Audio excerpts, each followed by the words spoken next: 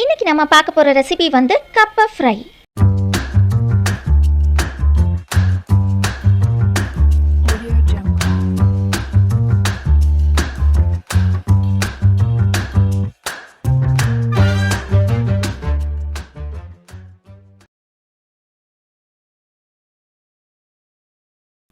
கப்பா fry செய்ய ஃபஸ்ட்டில் கப்பையில் இருக்க தோலை நம்ம எடுக்கணும். இல்லை 2 தோல் இருக்கும், ஒன்று ப்ரௌனும் ஒன்று பிங்க் கலரும். அந்த ப்ரௌன் நல்லா ஈஸியாக எடுத்துடலாம். பிங்க் கொஞ்சம் ஹார்டாக இருக்கனால நம்ம கத்தி வச்சு இப்படி எடுக்கிறோம். இப்படி எடுத்துட்டு அப்புறமா நம்ம கை வச்சு பிச்சா நல்லா ஈஸியாக வந்துடும். இந்த மாதிரி நல்லா ஈஸியாக வந்துடும். அந்த இங்கே பார்த்தீங்களா 2 தோல் இருக்குது, ஒன்று ப்ரௌனும் ஒன்று பிங்க். அந்த ப்ரௌன் வந்து நல்லா பேப்பர் மாதிரி தான் இருக்கும், ஈஸியாக வந்துடும். அந்த பிங்க் வந்து அவ்வளோ ஈஸியாக வராது. சில இடத்துல ரொம்ப ஹார்டாக அப்படி ஒட்டிகிட்டு இருந்தோன்னா நம்ம கத்தி வச்சு அப்படி பிச்சு எடுத்துடலாம்.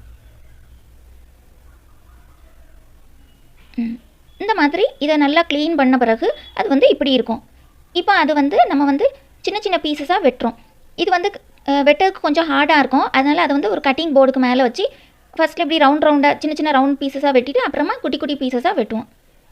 நல்லா ஈவனாக வெட்டினா பார்க்கறதுக்கு அழகாகவும் இருக்கும். இந்த மாதிரி வெட்டுறதுக்கு ஈஸியாகட்டும் இருக்கும். இந்த மாதிரி எல்லாம் வெட்டின பிறகு இப்படி இருக்கும். இப்படி சின்ன சின்ன குட்டி குட்டி பீசஸாக இருக்கும். இப்போ நம்ம அதுக்கு தேவையான அளவு தண்ணி ஊற்றுறோம். இந்த கிழங்கு முங்குற வரைக்கும் நம்ம தண்ணி ஊற்றணும். ஊற்றிட்டு தேவையான அளவு உப்பு, மஞ்சள், அப்புறமா நல்ல மிளகு போட்டுட்டு அதில் லேசாக அப்படி கொஞ்சம் கலக்கி விட்டுட்டு அப்புறமா நம்ம இதை வேக வைக்கணும். இந்த மாதிரி இதை வந்து மூடி வச்சு இதை வந்து ஒரு 1/2 அன் ஹவர் வேக விடணும். இது வெந்த பிறகு நம்ம அதை வந்து ஃப்ரை பண்ணணும். அது ஃப்ரை பண்ணுறது கடையில் எண்ணெய் ஊற்றிட்டு அதில் வந்து ரெட் சில்லி போட்டுட்டு அப்புறமா கடுகு போட்டுட்டு கடுகு அந்த ரெட் சில்லி எல்லாமே நல்லா கொஞ்சம் பொரிஞ்சு வந்த பிறகு அதில் வந்து நம்ம உளுந்து பருப்பு, வெந்தயம் எல்லாம் நல்லா பொரிஞ்ச பிறகு நம்ம அதில் கிழங்கு போட்டு நம்ம ஃப்ரை பண்ணணும்.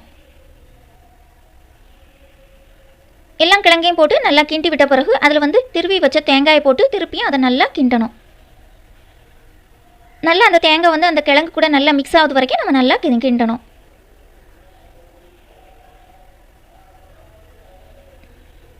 இப்போ நம்ம வந்து இறக்க போச்சில் நல்லா ஃபைனாக சாப் பண்ண மல்லி இலையை மேலே தூவி இறக்கினா கப்பா ஃப்ரை நமக்கு ரெடி. இதை வந்து நம்ம வந்து பொடி, இட்லி பொடி இருக்குல்ல, அது கூட சர்வ் பண்ணால் ரொம்ப நல்லாயிருக்கும். ரொம்ப ஈஸியான ரெசிபி. நீங்கள் எல்லோரும் இதை பண்ணி பாருங்கள். தேங்க்யூ ஃபார் வாட்சிங்.